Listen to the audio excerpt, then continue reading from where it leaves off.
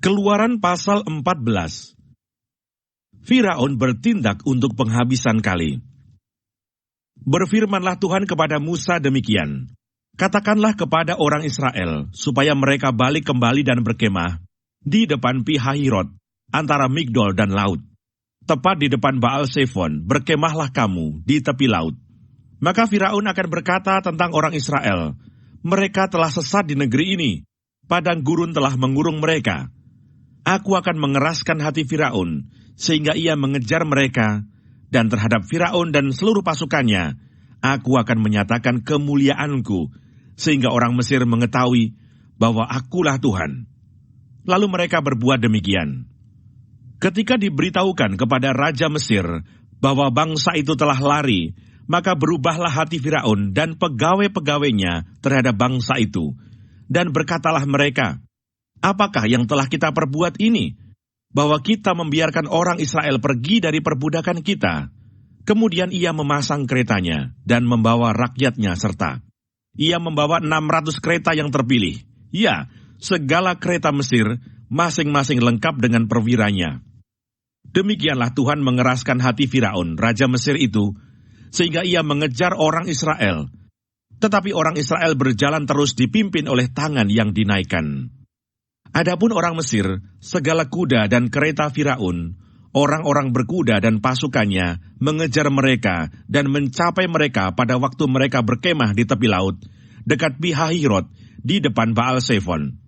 Ketika Firaun telah dekat, orang Israel menoleh, maka tampaklah orang Mesir bergerak menyusul mereka. Lalu sangat ketakutanlah orang Israel, dan mereka berseru-seru kepada Tuhan, dan mereka berkata kepada Musa, apakah karena tidak ada kuburan di Mesir, maka engkau membawa kami untuk mati di padang gurun ini? Apakah yang kau perbuat ini terhadap kami dengan membawa kami keluar dari Mesir? Bukankah ini telah kami katakan kepadamu di Mesir? Janganlah mengganggu kami, dan biarlah kami bekerja pada orang Mesir, sebab lebih baik bagi kami untuk bekerja pada orang Mesir daripada mati di padang gurun ini. Tetapi berkatalah Musa kepada bangsa itu, janganlah takut, berdirilah tetap dan lihatlah keselamatan dari Tuhan yang akan diberikannya hari ini kepadamu. Sebab orang Mesir yang kamu lihat hari ini tidak akan kamu lihat lagi untuk selama-lamanya. Tuhan akan berperang untuk kamu, dan kamu akan diam saja. Menyeberangi Laut Teberau. Berfirmanlah Tuhan kepada Musa, mengapakah engkau berseru-seru demikian kepadaku?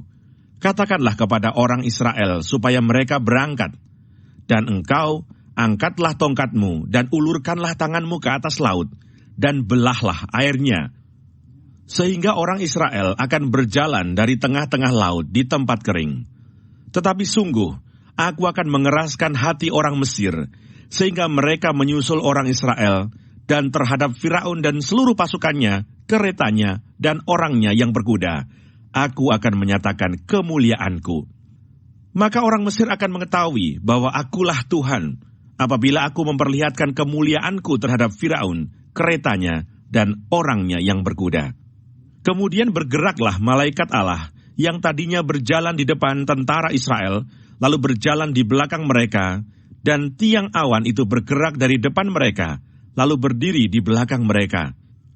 Demikianlah tiang itu berdiri di antara tentara orang Mesir dan tentara orang Israel.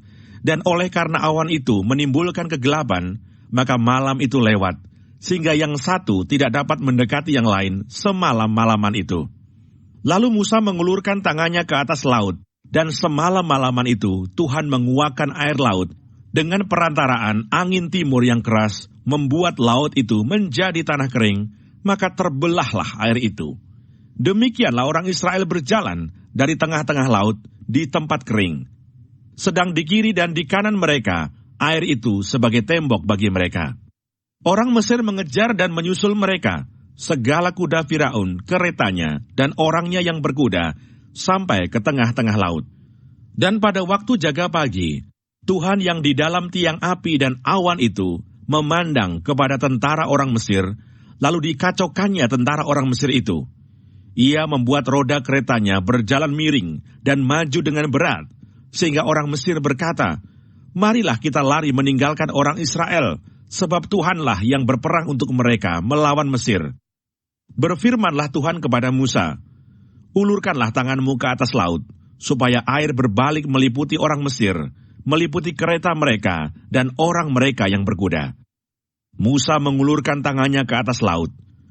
Maka menjelang pagi berbaliklah air laut ke tempatnya, sedang orang Mesir lari menuju air itu.